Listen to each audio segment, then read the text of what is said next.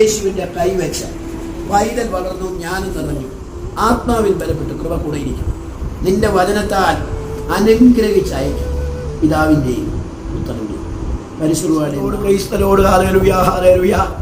ഈ പൈതലിന്റെ മേൽ എൻ്റെ യേശുവിന്റെ രക്തം നിന്റെ വലം കൈ വെച്ച്, ബാലാരിഷ്ടമൊന്നും വരല്ലേ, പൈതൽ വളർന്ന കൃപയിൽ വളരുവാൻ യേശുവിന്റെ രക്തത്തിൽ അടയാളം വെച്ച് ഈ കുഞ്ഞ് ദൈവ പൈതലായി നിന്റെ രക്തത്തിൽ വളർന്നു വരുവാനിടയാണ്.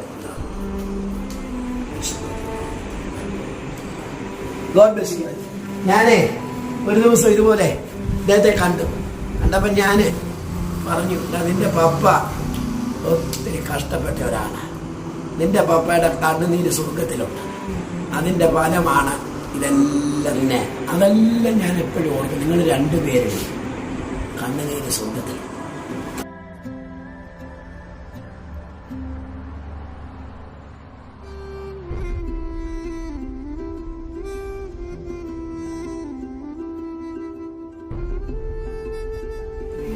ജ്ഞാനിയായിരുന്നു, അറിവിന്റെ നിറം കൂടെ. അത് മാത്രമല്ല, വളരെ സിമ്പിളായി ഒരു വലിയ പരോപകാരി. മാനേജർ കർത്താവാണ്, ഇതിന്റെ സേവിയർ കർത്താവാണ്, ഇതിന്റെ കിങ് എന്റെ കർത്താവ്. ഇവിടെ എപ്പോഴും പോസിറ്റീവായിട്ടുള്ള വാക്കുകളെ പറയണം, നെഗറ്റീവ് വേർഡ്സ് എങ്കിലേ ആ പവനും ആയിച്ചു. നെഗറ്റീവായിട്ടുള്ള കാര്യങ്ങളും അൺനെസസറി വേർഡോ അൺവാണ്ടഡ് വേർഡോ പറയും. 3, കണ്ണുനീര് കൊണ്ട് കട്ടില്ല. നമുക്ക് ദൈവത്തിന് കൊടുക്കാവുന്ന ഒരു വലിയ യാഗമാണ് തകർന്ന ഹൃദയം.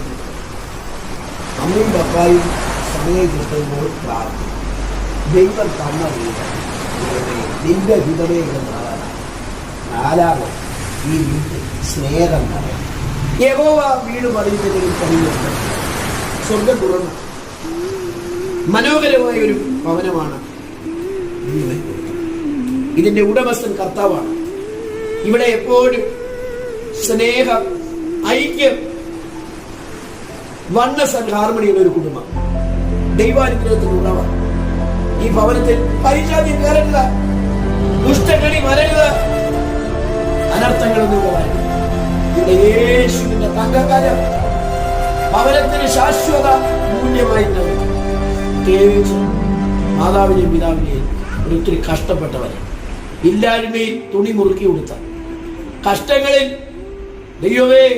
ദൈവത്തെ മുറുകെ പിടിച്ചു. അതിന്റെ ഫലമാണ് തലമുറ അനുഗ്രഹിക്കുന്നത്. തമോന് കൊടുത്ത ഈ വീട്